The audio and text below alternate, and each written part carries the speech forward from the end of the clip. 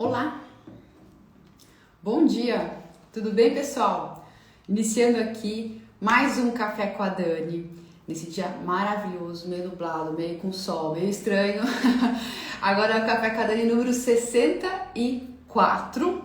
E para quem nunca participou do Café com a Dani, toda terça-feira, 8h27 da manhã, eu trago aqui conteúdo de gestão financeira de uma forma mais leve. Dúvidas que eu recebo em caixinha de perguntas, dúvidas que eu recebo por direct. Então é uma forma de você começar o dia sempre com conteúdo novo de gestão financeira. De repente é uma dúvida que você tenha no seu negócio e que aos poucos você pode ir tirando aqui comigo também. Bom dia, Hugo, bom dia, Márcia, Regis, bom dia, tudo bem, Teus? Como que vocês estão? Quem quiser participar ao vivo, fazendo pergunta ao vivo aqui comigo, é só escrever no chat, Dani, quero fazer pergunta ao vivo, ou se tiver alguma dúvida, se tiver vergonha de aparecer e quiser colocar a dúvida só no chat mesmo, eu tô sempre olhando, tá? Bom dia! E todas as lives aqui do Café com a Dani, eu tô colocando depois no meu canal Financeirista do YouTube, então quem estiver vendo esse vídeo aqui, essa live pelo YouTube, curte e se inscreva para não perder nenhuma novidade que eu trago aqui no canal, beleza? Bom dia! Bom, gente, eu vou iniciar aqui com uma pergunta que é bem comum, na verdade é um erro que é bem comum dentro das empresas, né? Dani, qual o maior erro que você vê nas empresas? Quando a gente fala boa tarde, Inocência Lisboa, boa tarde já? Ah, você está em Lisboa, então já é boa tarde, né? Tudo bem com você? Que bom que você está participando aqui com a gente.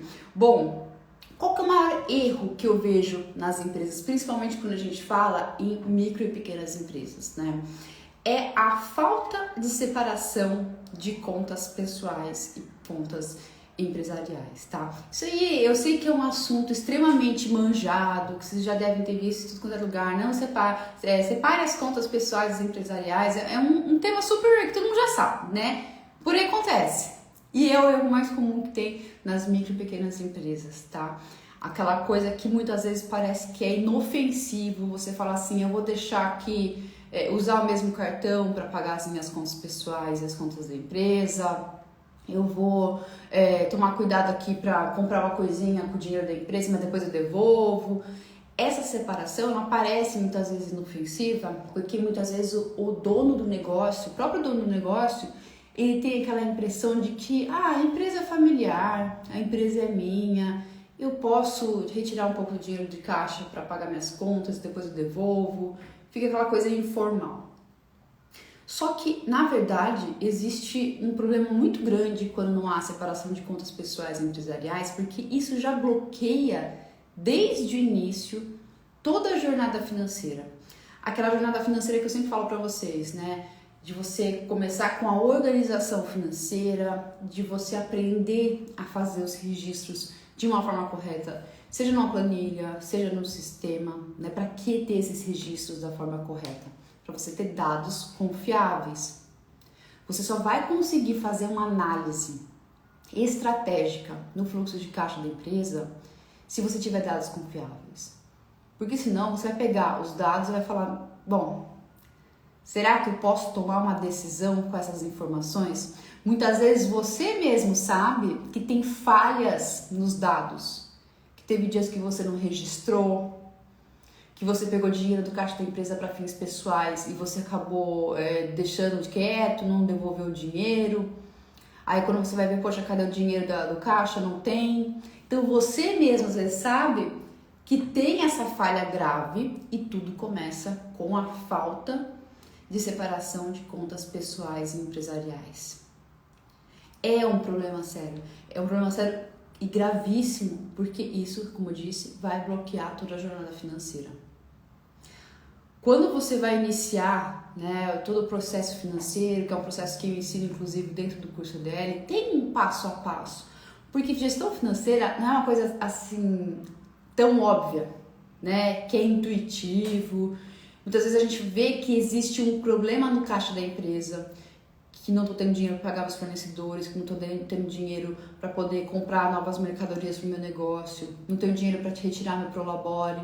Então você sente esses problemas no seu caixa. E às vezes não para pensar que desde um simples processo que é a separação de contas pessoais e empresariais, isso já começa a levar um problema maior, que é aí sim ter esses problemas de caixa que eu mencionei aqui com vocês. Se você não faz a separação de contas pessoais e empresariais, torna muito mais difícil, primeiro, você fazer os registros dos dados financeiros. Você vai registrar na planilha as entradas, as saídas, só que você já tirou dinheiro do caixa para comprar uma pizza, para comprar alguma coisa pessoal e você não registrou. E aí essas informações não vão bater mais. Sem falar na conciliação bancária. Ó, quando a gente tem a conta bancária só nossa, pessoal, se vê o extrato bancário lá, das saídas, tudo é pessoal, mas mesmo assim a gente não lembra 100% do que aconteceu. O que foi cada coisa, fatura do cartão de crédito, quando você usa um cartão de crédito único para fins pessoais e empresariais, você vai ficar olhando, putz, isso aqui, o que eu comprei, foi para mim, foi para minha empresa, e aí o que acontece? Você acaba não fazendo a conciliação bancária, você acaba não fazendo o registro adequado de todos os gastos que estão, né, que deve ser destrinchado da fatura do cartão para você colocar no fluxo de caixa. E isso vai virando uma bola de neve, vai causando cada vez mais uma desorganização financeira no seu negócio. E aí, novamente, poxa, estou com um problema de caixa, não tenho dinheiro para retirar para o Labore, não tenho dinheiro para pagar meus fornecedores. E você não consegue visualizar o que está acontecendo no caixa da empresa para poder entender qual que é a falha. Vocês entendem isso? Faz sentido para vocês? Hugo, seu conteúdo é ótimo. Muito obrigada, Hugo. Vou ter que sair, mas irei continuar acompanhando. Tranquilo, Hugo. Você pode ver depois da gravação no canal do YouTube, tá? No canal Financeirista. Mais tarde eu passo aqui o link para vocês. Mas vocês entendem qual que é a real importância da separação de contas pessoais e empresariais? Pode parecer um negócio tonto, né? Ele precisa separar, mas o negócio é meu, tem poucas coisas, poucas movimentações, mas tem tantas implicações. E o pior, tá? A partir do momento que você não tem essa organização financeira, separação de contas pessoais e empresariais, você não vai conseguir identificar a causa raiz de você não ter dinheiro em caixa, de você não conseguir retirar seu prolabore, de não conseguir pagar seus fornecedores, de não conseguir fazer o planejamento financeiro. Eu que usei tudo torto. Não consegui fazer planejamento financeiro. Tudo por quê? Porque foi negligenciado uma atividade boba, né? Separar contas pessoais e empresariais. Mas se não houver isso, acabou a jornada financeira. Não vai ter dados confiáveis para analisar. E novamente, tá? Isso é o que mais acontece com micro e pequenas empresas. É o que mais acontece com micro e pequenas empresas. É o que mais é negligenciado por ter aquela impressão de eu tenho uma empresa pequena, eu não preciso fazer essas movimentações, tá? Então, tudo começa com a separação de contas pessoais e empresariais. Não é difícil fazer isso. Começa com uma conta bancária digital, que você pode abrir sem custo, para fazer todas as movimentações financeiras do seu negócio através dessa conta. Começa com um registro diário de fluxo de caixa, você anotando tudo que está entrando, tudo que está saindo do caixa da empresa. Dani, mas eu peguei o dinheiro do caixa da empresa para comprar um item pessoal. Então você já anota isso como uma retirada do prolabore. Porque é um prolabore. É como se estivesse utilizando o dinheiro da empresa para fins pessoais. Então é um prolabore. E anote isso então, porque no final do mês você vai ver o tanto de dinheiro que você registrou como prolabore, você vai tomar um susto. Porque muitas vezes o empreendedor ele tira dinheiro para fins pessoais, não anota isso como prolabore e fala, Dani, eu não tiro prolabore. Aí quando você vai ver todas as retiradas, dá um prolabore grande ainda. Muitas vezes maior do que a capacidade de pagamento que tem da empresa. Beleza? Então, organização financeira, começando com a separação de contas pessoais e empresariais. Beleza? Bom dia para quem entrou aqui, Júlio, Rafaela, Bruno, Verônica, Cris Machado, tudo bem com vocês? Como que vocês estão? Quem quiser participar ao vivo, fazendo perguntas ao vivo, é só colocar aqui no chat, ou pode colocar, Dani, quero fazer pergunta ao vivo, ou pode colocar a pergunta diretamente no chat, tá? Que eu tô sempre lendo por aqui. Vamos para a próxima pergunta? Dani, trabalho com preços tabelados. Como lucrar mais?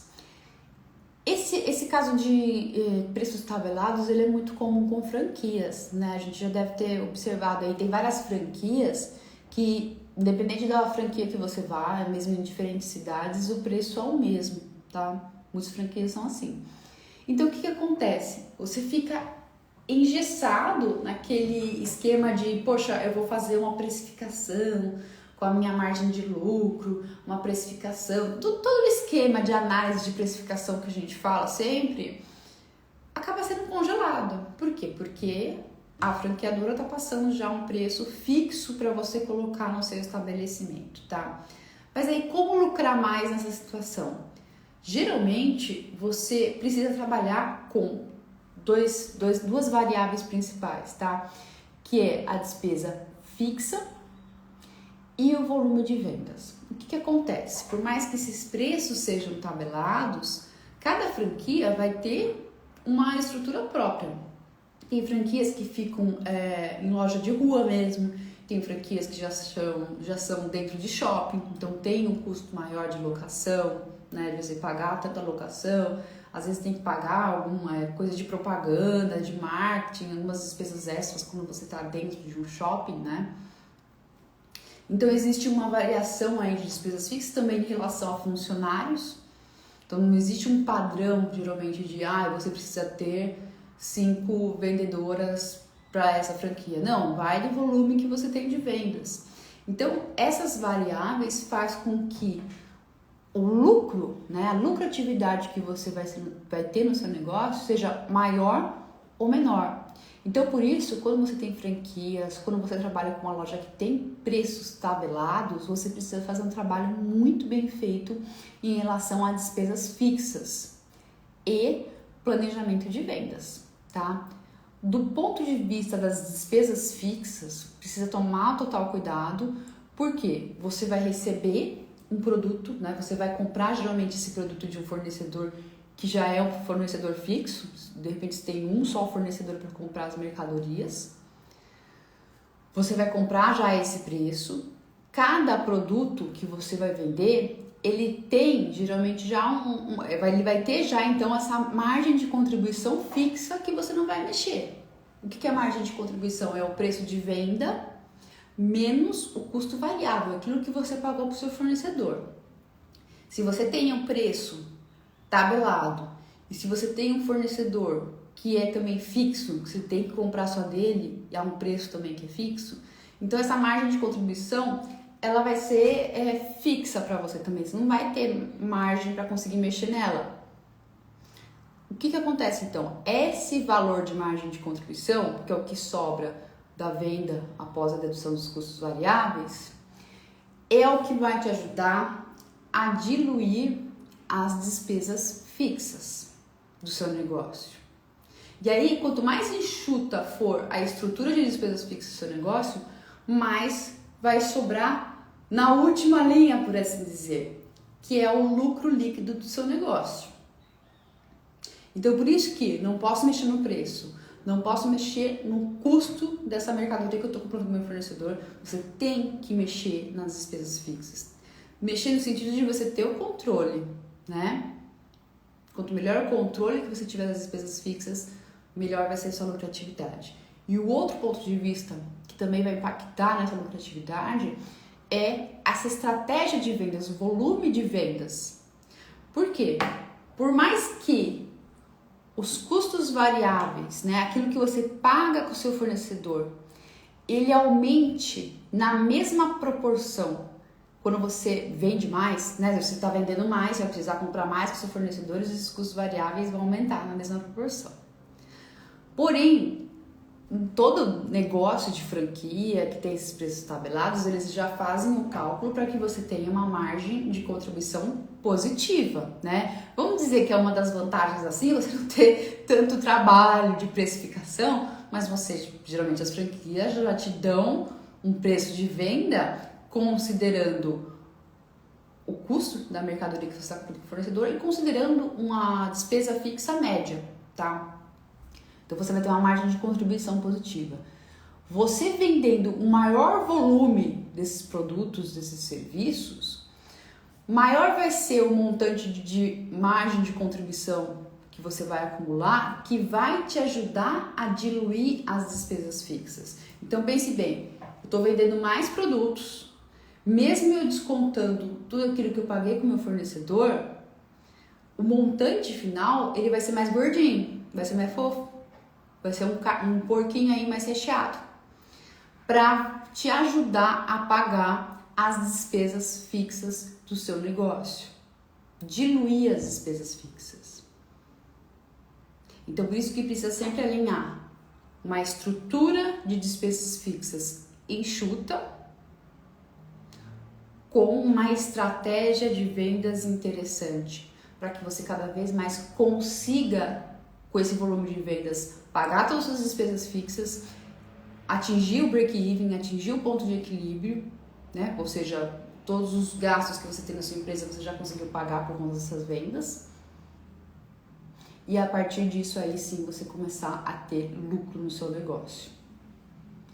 Beleza, pessoal? Faz sentido para vocês? Tem alguém aqui que trabalha com preços tabelados, que está aqui na live? Que tem franquia, que não consegue realmente mexer aí no preço de venda do seu negócio? Se tiver alguém aqui trabalhando com franquias, me dá um alô. Bom dia para quem entrou aqui, tudo bem? Mirtes Cabral, Rê Soares, Nilzete, Mário, Marcos, tudo bem com vocês, pessoal? Quem tiver dúvida é só colocar aqui no chat que eu tô sempre observando, tá? Tô sempre aqui lendo. E aí, quem quiser participar ao vivo também pode, tá? Ainda alguém vai entrar ao vivo aqui para fazer as perguntas, vai ter coragem de entrar ao vivo aqui e fazer as perguntas.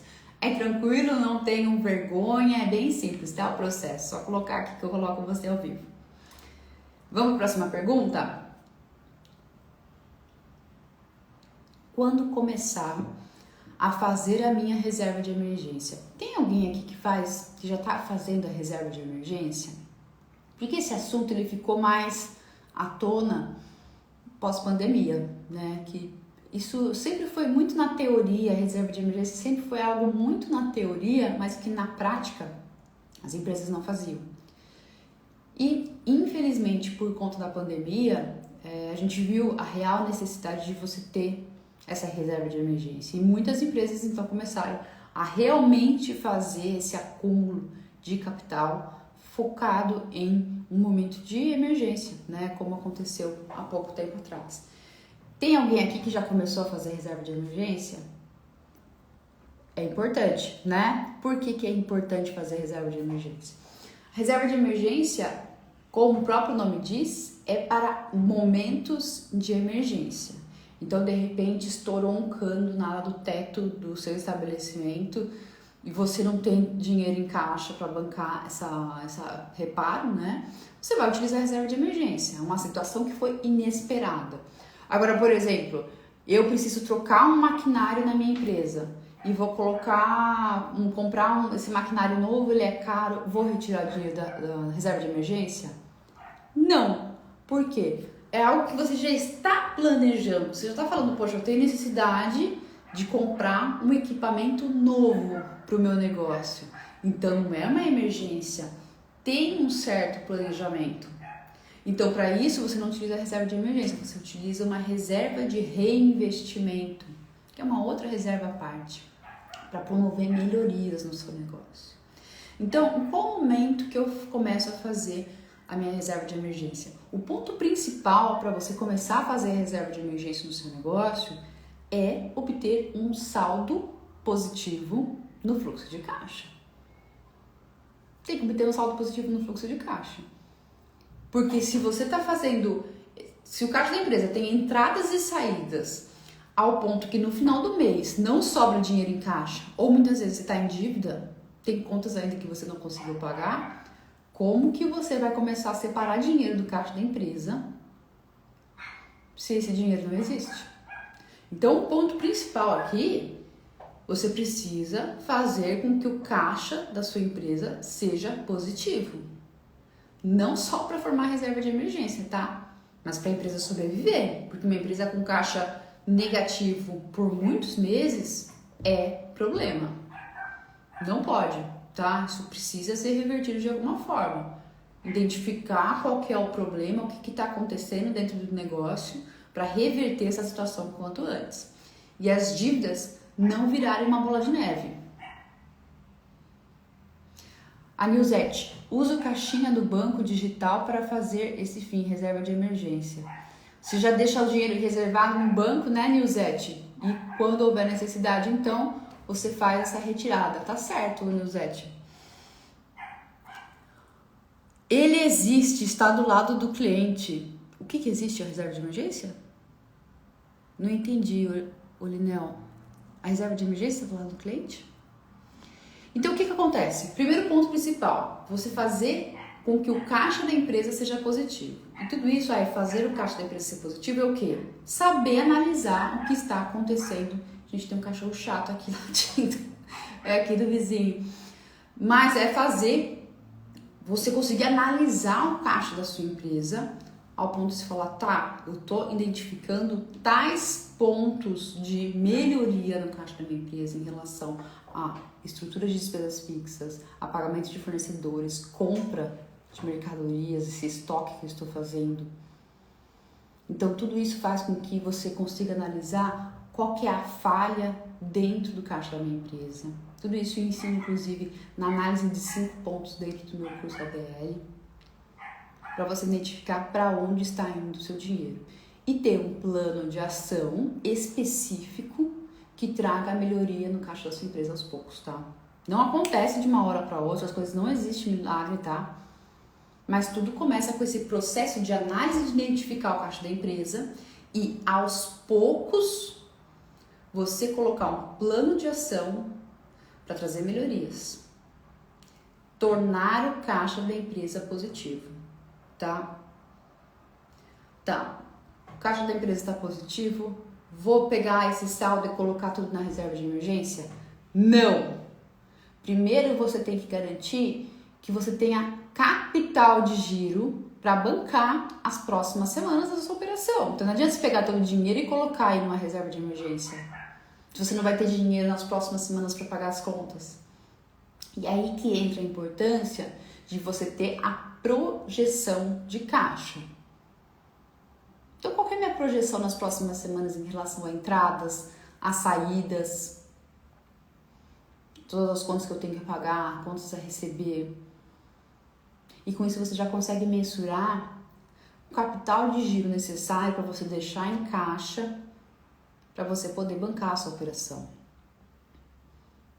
E uma vez que você consegue acumular esse saldo positivo de caixa, e você fala, bom, meu capital de giro está garantido para as próximas semanas, aí sim você pode retirar uma outra parcela desse dinheiro que sobra para ir formando a reserva de emergência, que deve ser correspondente de 4 a 6 meses o total das despesas fixas do seu negócio. Então você soma todas as despesas fixas do seu negócio, R$2.000, por exemplo, multiplica aí por 4, você fala, bom, preciso ter R$8.000 de reserva de emergência. Vou fazer isso tudo de uma vez? Não, aos poucos, mês a mês, conforme vai sobrando um dinheiro no caixa da empresa, você vai formando essa reserva de emergência, até dar pelo menos os R$8.000. Então, esse é o primeiro ponto. Ah, Dani, é a reserva de reinvestimento que você comentou, né? Para você fazer melhorias na empresa, para você, de repente, trocar um maquinário que você sabe que vai ter que trocar, por exemplo, no final do ano. Sobrou saldo em caixa, garantiu o capital de giro, tirou um dinheirinho para ir formando aos poucos a reserva de emergência, você pode, com uma parcela ainda restante, formar essa reserva de reinvestimento, tá? Você pode fazer isso. e deve. Eu sei que muitas vezes parece impossível, né? Você fala, Dani, mas meu caixa tá no vermelho, malemar vou conseguir fazer a reserva de emergência, o que mais é a reserva de reinvestimento? Eu sei que no momento que a empresa tá com o caixa vermelho, é difícil a gente conseguir imaginar essas possibilidades. Mas ela é possível, tá? Eu sei porque tem muitos alunos com as empresas que estão com o caixa no verde, com dinheiro para manter o seu capital de giro sem antecipação de recebíveis, tá? Fazendo a reserva de emergência e o próximo passo é partir para uma reserva de reinvestimento. É possível, mas tudo isso começa com a parte de você conseguir analisar o que está acontecendo no caixa da sua empresa. Não é só fazer registro de fluxo de caixa. Não adianta nada você colocar um monte de dados em sistema, um monte de dados na planilha. Você fala, tá, o que eu vou fazer com essas informações? Não sei. Não tem valia nenhuma se você não conseguir enxergar, interpretar esses dados em benefício da sua empresa. Então, buscar soluções, identificar problemas, identificar oportunidades, fazer um plano de ação para que o caixa melhore. E aí sim, aos poucos, você conseguir fazer toda essa melhoria dentro do caixa da sua empresa. Oliel, sem antecipação de recebimento está verde, como? É possível sim, desde que a empresa comece a trabalhar com toda essa parte de organização financeira, né? Uma empresa quando está muito no vermelho, quando está atolada em dívidas, logicamente, parece impossível você estar nessa antecipação, sem estar em antecipação de recebíveis, né? Mas é um processo de você conseguir identificar o que está acontecendo na sua empresa e aos poucos propor melhorias para fazer com que tudo isso aconteça, tá? Olha, não acontece de uma hora para outra. Às vezes tem empreendedores que falam assim, Dani, eu tô no vermelho e acho que no mês que vem já vai conseguir sair do vermelho, ficar no verde, sair da antecipação. Principalmente em processos de empresas que saem da antecipação de recebíveis, demora meses, tá? Muitas vezes a antecipação ela é automática e aí aos poucos você conseguindo as melhorias de caixa, a empresa sai em certo momento da antecipação automática e fica naquela antecipação que é sob demanda. A taxa é um pouco maior, mas aí a empresa ela consegue só fazer uma pequena solicitação dessa antecipação para que ela não fique viciada na antecipação de recebíveis. Faz uma pequena solicitação, conforme a necessidade. E aos poucos, mês a mês, a empresa consegue sair da antecipação de recebíveis. Tô falando isso porque já teve aluno meu que fez isso, tá? Então não é de uma hora para outra. Antecipação de recebíveis é planejamento financeiro. E leva um tempo também. Beleza, pessoal? Bom, eu vou finalizar aqui o Café com a Dani. Tem aqui perguntas. O dinheiro... Oi, Elinel. Muitas vezes o dinheiro existe, mas está do lado do cliente. Sim, principalmente, Elinel, quando você faz o pagamento em muitas parcelas. Quando você permite que o cliente pague em muitas parcelas. Quando não tem antecipação de recebíveis, que é um ponto muito positivo, porém o dinheiro está com o cliente ainda, né? Você não chegou a receber essas parcelas ainda, por assim dizer. Então isso com certeza impacta também o caixa da empresa. Só agora começa a entender, é primoroso receber a pronto, algo que é difícil. Pois é, toda essa questão de trabalhar com os prazos de pagamento, com os prazos de recebimento, é essencial, porque isso impacta totalmente o capital de giro. Se você permite um prazo de pagamento aos seus clientes muito alongado, com muitas parcelas, você vai ser prejudicado porque você vai demorar muito para receber todas essas parcelas. Então você está alongando esse prazo de recebimento. E quanto maior esse prazo de recebimento, maior vai ser a necessidade de capital de giro. Porque se você fez uma venda para o cliente hoje e vai pagar em 6 vezes, você vai receber picado em 6 vezes, nesse período de 6 meses, você tem ainda muita conta para pagar, que não é parcelada, que é do mês. E com isso vai fazer com que você precise de mais capital de giro para bancar todo esse período que você não recebeu ainda. Aí você fala, mas fazer antecipação de recebíveis não ajuda? O tanto de dinheiro que você deixa de receber por fazer antecipação de recebíveis, quando você pega o total de um mês, um total de um ano, é muito dinheiro. Mas é melhor do que você solicitar empréstimo? Realmente, a taxa de juros que é comida aí pela antecipação de recebíveis é ainda menos pior do que você solicitar um empréstimo, com certeza, tá? Só que ainda assim, a gente não pode se sentir acomodado com a utilização da antecipação de recebíveis, porque o montante comido do volume total de vendas é muito alto. Então, por isso que o objetivo e não é um objetivo irreal ou imaginário, é um objetivo que é real, que é possível de ser feito. Entender toda a estrutura de gastos, trabalhar fortemente na movimentação financeira do caixa da sua empresa, para que aos poucos você saia da antecipação de recebíveis. É possível, tá? É um processo dentro de uma jornada financeira que é possível, que todo empreendedor consegue fazer com dedicação, com constância na análise de dados.